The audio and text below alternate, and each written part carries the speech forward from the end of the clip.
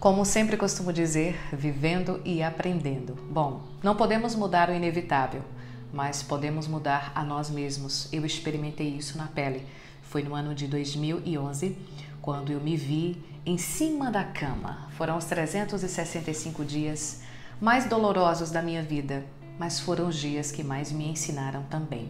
Hoje, pela primeira vez de forma pública, eu vou compartilhar com vocês as imagens da minha cirurgia. Vou compartilhar também algumas imagens de antes da cirurgia para que vocês vejam o tamanho pequenininho do corte que eu levei. Mas depois que eu fui ao hospital em 15 de outubro de 2011, completados 8 anos esta semana. Então, no dia 15 eu levei aquele cortezinho, fui ao hospital e levei um pontinho e aquele pontinho infeccionou. Não vou entrar em detalhes em qual era o hospital, quem fez o pontinho, porque o objetivo do vídeo não é esse. O objetivo do vídeo é falarmos sobre como nós podemos nos adaptar diante das dificuldades. E horas depois, aquele pontinho já estava infeccionado, né? Eu vou mostrar para vocês a foto da bactéria, assim que eu adquiri a infecção hospitalar. Eu tenho apenas essa imagem que mostra a parte de dentro do pé, mas do lado de fora do pé ficou do mesmo jeito e essa bactéria já ia subindo para a perna. Fiquei em torno de 8 a 10 dias nesse hospital, tentando ser curada pela equipe médica, mas depois eles perceberam que não tinha como resolverem ali a minha situação. Eu fui encaminhada para um hospital que realiza amputações. Exatamente, só que eu não sabia, eu achava que estavam me levando para fazer uma cirurgia, mas não foi bem assim que aconteceu. Fiz a cirurgia. Vale ressaltar que antes de fazer a cirurgia, eu fiz questão de mencionar para o médico que ele seria usado apenas para retirar a bactéria que estava na minha perna. Se aquele médico cria em Deus ou não, se você crê em Deus ou não, eu não estou aqui para falar sobre religião nem para falar sobre crença. Respeito a opinião de vocês, a religião de vocês, a crença de vocês e peço que respeitem também a minha, né? É bom quando a gente respeita a opinião e a crença do outro. E eu lembro que eu falei assim para ele: doutor, o senhor não vai cortar a minha perna, porque a minha perna já foi curada. O senhor será usado apenas para retirar essa bactéria. Calado ele estava, calado ficou, tudo bem, mas eu coloquei para fora o que estava dentro do meu coração. Antes disso, eu tinha tido um momento muito íntimo com Deus. Nós tivemos uma conversa muito especial, algo que eu vou levar para o resto da minha vida. E eu sei que eu fui para a mesa de cirurgia, lembro de ter olhado para minha mãe e ela com aquela carinha de choro, porque dentro dela ela imaginava já que eu iria ter a perna amputada. Mas eu não sei porquê, gente, mas dentro de mim não se passava essa ideia. Eu tinha uma segurança tão grande de que a minha perna não seria amputada. E o tempo todo eu entregava ela para Deus. Lembro de quando sentei na mesa para receber a anestesia e eu falei mais uma vez para o médico: doutor, eu só queria lembrar mais uma vez, o senhor não vai cortar a minha perna. A minha perna já foi curada. E eu lembro que nesse momento ele respondeu: tá, minha filha, como que diz assim, fique caladinha para me fazer meu trabalho. Mas aí é quando eu lembro também de querer compartilhar com vocês que faz parte da cura, o desejo de ser curado. De nada adianta você estar no melhor dos hospitais, ter a melhor equipe médica, se você não tiver dentro de você o desejo de ser curado, a fé de que você vai ser curado. Então, no dia seguinte, acordei na minha cama e perguntei para minha mãe. Ela viu na hora que eu acordei, ela olhou assim e disse: opa, moça. E eu disse: mãe, minha perna tá aí. Ela disse: tá, a perna, o pé e os 5 dedinhos. E fez questão de me mostrar. Um tempinho depois, o médico entra no quarto e fala para mim que precisa ver a cirurgia e pede para minha mãe providenciar um tapa-olho, porque não queria que eu visse como estava. E eu fiquei pensando, não naquele momento, mas depois, né? Por que será que ele pediu aquilo?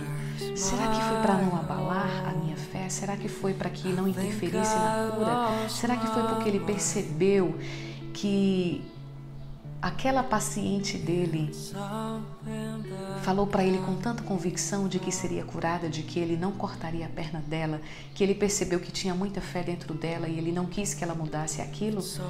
Eu não sei o que se passou na cabeça dele, mas tudo bem, respeito mesmo assim. E assim foi feito.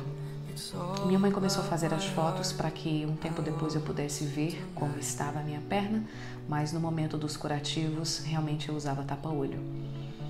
Quantas dores! São detalhes que eu não quero passar para que até vocês que estejam ouvindo, né, e de repente não se sintam bem com isso.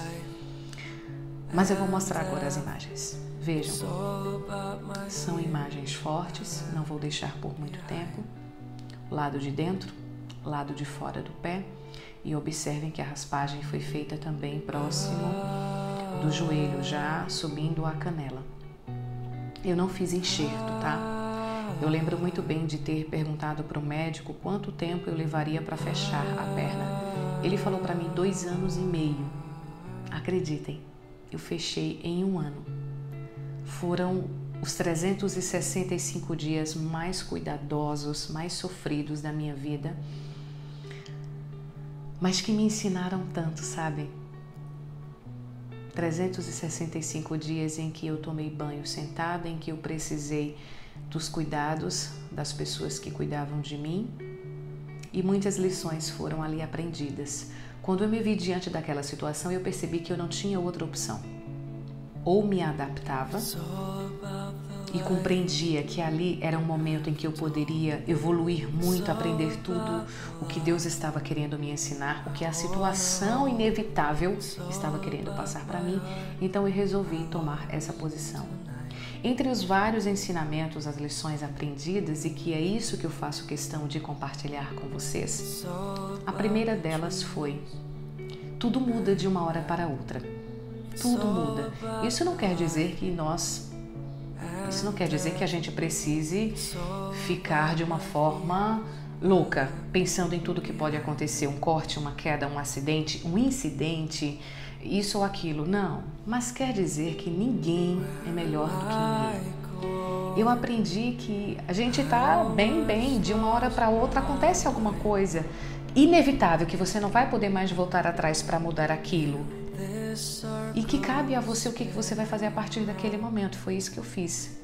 Eu disse, ok, estou em cima da cama, logo eu, que sempre tive uma agenda muito complicada, que sempre me resumia a trabalho, e nunca tinha tempo para nada. Nossa, nunca tinha tempo para nada e de uma hora para outra tinha todo o tempo do mundo. Estava em cima da cama. Estava precisando de pessoas para cuidarem de mim, porque até fralda descartável eu usei. É forte para mim dizer isso para vocês, mas hoje eu digo com orgulho. É o testemunho da minha vida. Eu sei o quanto eu evoluí, eu sei o quanto eu aprendi com esses momentos. Então, por isso que hoje eu faço questão de compartilhar. Do que adianta você correr tanto se de uma hora para outra a vida vai e para você? Outra coisa, gente, isso aqui eu faço questão de compartilhar, principalmente com as minhas amigas donas de casa. Eu era uma dessas mulheres muito perfeccionista. Uma toalha molhada não podia estar em cima da cama, não podia pisar no meu tapete com sandália, com sapato. Eu queria tudo muito perfeito, as coisas só ficavam bem feitas se fosse eu que fizesse. E de uma hora para outra, eu estava precisando que outras pessoas fizessem tudo para mim. Lavasse um prato, arrumasse a casa, lavasse o banheiro. E o que foi que eu percebi? Eu me adaptei tanto, eu abri tanto os olhos, me ensinou tanto, que eu lembro de momentos em que minhas irmãs e minha mãe, lembro muito disso, principalmente minha mãe, ela falava assim, olha, eu sei que eu não estou fazendo do jeito que você gosta, mas é como eu sei fazer. E eu olhava assim e dizia, não importa, faça do jeito que a senhora quiser, como quiser, eu só agradeço. Eu comecei a perceber isso. Eu observava as pessoas limpando as coisas em casa e eu fazia, para que tanta bobagem, tanta frescura, se agora eu estou aqui? E de lá para cá, gente, já se passaram 8 anos. Se eu tiver tempo, eu tenho uma pessoa que me ajuda hoje em casa, mas no dia em que ela não está, se eu tiver tempo de ir lá dentro fazer alguma coisa, eu faço. Se eu não tiver tempo, se eu estiver muito cansada, eu prefiro descansar, depois eu faço. Se eu estiver aqui com a pessoa que hoje faz parte da minha vida, com meu filho e tudo, ou com a minha mãe e as minhas irmãs, eu prefiro deixar o que tem para fazer para dar atenção para as pessoas. Se tiver um programa legal para fazer em família, eu prefiro fazer, Mas antes eu não fazia isso, eu preferia estar o tempo todo lambendo a casa. Pra quê? Pra nada. Caiu o livro. Eu aprendi outra coisa também, gente. Eu aprendi a amar as minhas cicatrizes. Nossa, como é chato você estar nos lugares e pessoas que não conhecem a sua história olharem assim para você como já fizeram várias vezes e fazem até hoje, né? Pessoas que não conhecem. Nossa, por que você não faz uma cirurgia plástica? E eu encontrei a resposta perfeita para essas pessoas, de uma forma educada, claro. Olho bem nos olhos dela e falo assim: eu não faço e nunca farei, porque você não tem noção do quanto eu tenho de orgulho quando olho para elas. Você não tem noção do quanto elas me deixam felizes quando olho para elas todas as manhãs. Elas são a assinatura de Deus em mim. E as pessoas ficam caladinhas. Por que tanta curiosidade? Falando em curiosidade, outra coisa também que eu aprendi. Naquele momento, naquela fase difícil em que eu estava passando, eu comecei a observar quem realmente estava interessado e preocupado comigo, com a minha saúde, com a minha recuperação, e quem estava só curioso, queria só saber, queria só fazer perguntinha. E eu observava assim para o rosto da pessoa, principalmente nos olhos, e eu respondia à altura tudo o que era perguntado. E as pessoas que eram curiosas, eu fazia questão de que elas percebessem que eu estava percebendo que ela estava ali somente por curiosidade. Eu também aprendi que as minhas cicatrizes serviram, servem e servirão para que eu possa lembrar delas durante toda a minha vida, sempre que eu estiver passando por alguma dificuldade. Eu olho para elas e digo: lembra do que você passou em 2011 e olha você aí. Eu não posso fazer um milagre, mas eu posso me tornar um. E eu me tornei um milagre. Eu perdi a conta já de quantas ligações eu recebi de pessoas entrando em contato comigo para ouvir um pouco mais da minha história. Lembro muito bem de uma esposa que ligou para mim porque o marido dela estava enfermo, uma situação parecida com a minha, só que diferente de mim. Ele tinha se entregado, ele não tinha mais fé. E ela, chorando do outro lado, me pediu para fazer uma visita para ele, disse como eu queria que você passasse um pouco da sua fé para o meu marido. Eu cheguei realmente a fazer a visita para essa pessoa. É quando, mais uma vez eu repito para vocês, faz parte da cura o desejo de ser curado. E diante de todas essas dificuldades que eu passei na minha vida, eu escolhi aprender. Eu não podia mudar o inevitável, mas eu poderia mudar a mim. Hoje eu uso as minhas cicatrizes para ajudar outras pessoas a compreenderem que as cicatrizes delas não estão ali por acaso.